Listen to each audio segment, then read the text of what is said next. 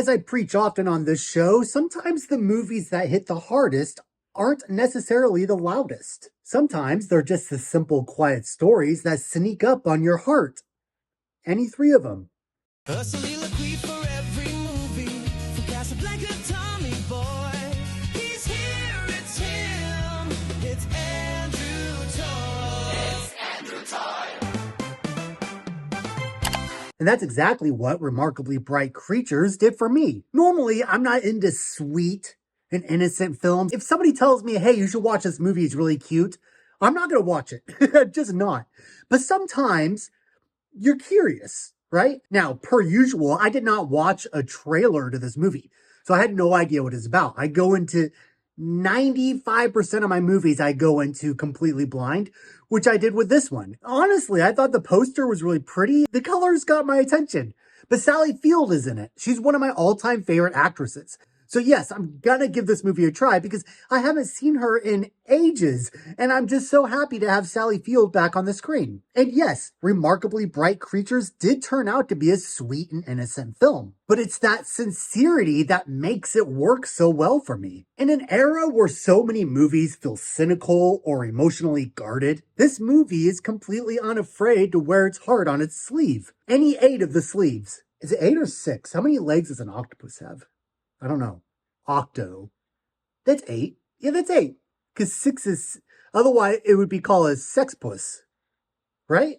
And yes, Sally Field does deliver in this movie, just like she always has. She lives up to her own name. There's one scene in particular toward the end where I'm just like, this is the Sally Field I have come to love. And she is bad. Like, she may look much older, but she has aged gracefully, and her acting has not diminished at all. She brings so much warmth and humor and humanity to this role that could have easily just been sort of a throwaway. Not that the character was a throwaway character. She's very integral to the plot.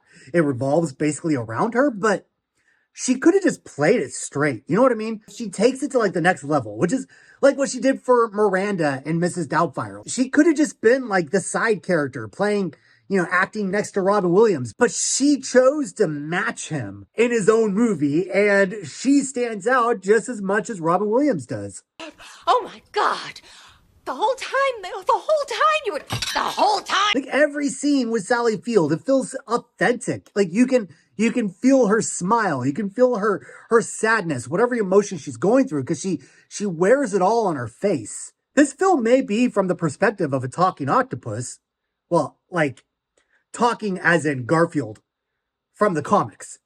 Garfield or Snoopy, you know, remember they didn't say things, they just thought things. So we got to see things, you get the idea. But yeah, the octopus may be at the center of this movie, but Sally Field is the one who holds this thing together. Now, I've seen some complaints about Lewis Pullman in this movie.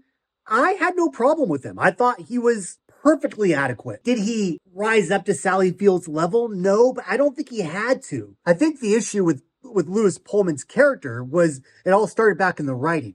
I don't know if it was in the book because I haven't read the book, but he's a very generic character who's out to find himself. I don't see how anybody could have done much more with the character that was given to him, but I think he did a really good job. I think he probably did better than what most others would have done with this character. He brings a quiet awkwardness and a sincerity that fits this movie perfectly. His character feels lost, desperate, disconnected, and he's just looking for a connection and any deep, relatable way that he can.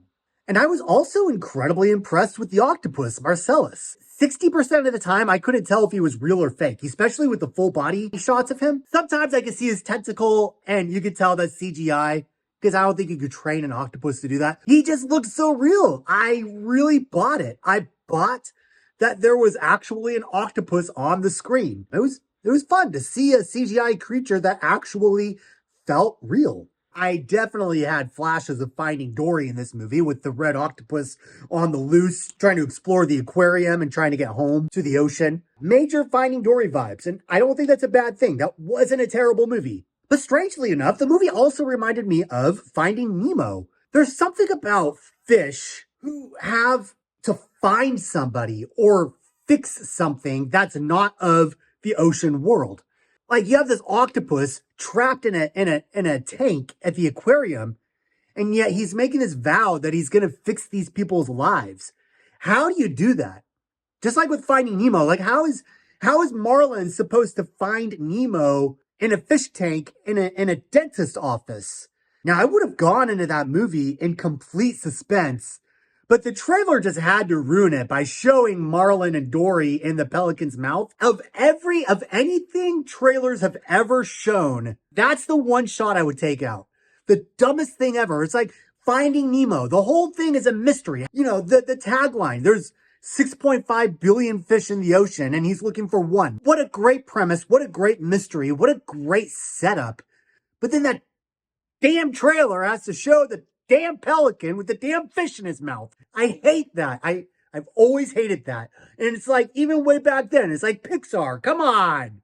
Come on. Anyway, I'm over it. I'm over it. I'm over it. I'm not. I'll never get over that. But Finding Nemo was all about how is Marlin going to find his son? And this movie gave me kind of the same vibe where it's like, how is Marcellus going to help these people? Like, I know they're all going to be interconnected by the end, but how? That aspect alone is what got me invested in the film because I needed to see how this was going to resolve. And somehow, through small acts of kindness, through connection, through observation, the film begins to piece together these broken lives in a beautiful way. Also, I just wanted to throw out there's a couple of Spider-Man connections here. If you can find what those are, I'd love for you to put them down in the comments. I thought that was fun. But beyond the performances and the visuals, what I really loved about this film was the message. You know me, I love me a good message in my movies. As long as it's not the same message we get in every movie where you're unique, you know, you be yourself, you be you. I like when the core message can be something different from that. But Remarkably Bright Creatures is about how every person has a role to play in the theater of life. Even the lonely people, the grieving, the people who think they've been forgotten. Sometimes the smallest interaction can change somebody's future forever. And when I look at that, I can't help but think of a verse from the Bible, Galatians 6:2. Bear ye one another's burdens and so fulfill the law of Christ. Like that's this movie's message in a nutshell. I'm not saying that it's intentional. I'm not saying that this is trying to be a Bible movie, but I do believe that in all art forms and mediums, we can find a nugget of truth that came from God himself because God is the inventor of art. He's a proponent. He's the best investor in great art. You look at this movie and it's like, we're supposed to hold each other up. We're supposed to play a big part in each other's lives, which is something I struggle with personally. I have social anxiety that runs really deep. That's something I need to remember is that I can play a role in somebody's life if I allow myself to be opened up to that. But every character in this movie here is carrying some kind of pain or regret or loneliness. But healing starts happening when they stop isolating themselves and allow themselves to connect with one another. And through that, they help bear each other's burdens. And then another verse I just want to throw out is 1 Corinthians 3:9. It says, "For we are laborers together with God." This movie constantly shows how interconnected people really are. One conversation, one friendship, one act of compassion can ripple outwards in ways we won't fully realize this side of heaven. And that's why I think this film feels so comforting. It reminds us, especially me, this is something I can never, let sink in, that is that our lives do matter to other people more than we think they do. Like even when we feel lost, trapped, or insignificant, we still have the ability to help somebody else heal. Just like Marcellus quietly trying to guide the people around him from inside his tank. And by the end, the movie leaves you with something that feels really rare these days. It leaves you with hope. Not like loud movie trailer, artificial hope, but gentle human hope.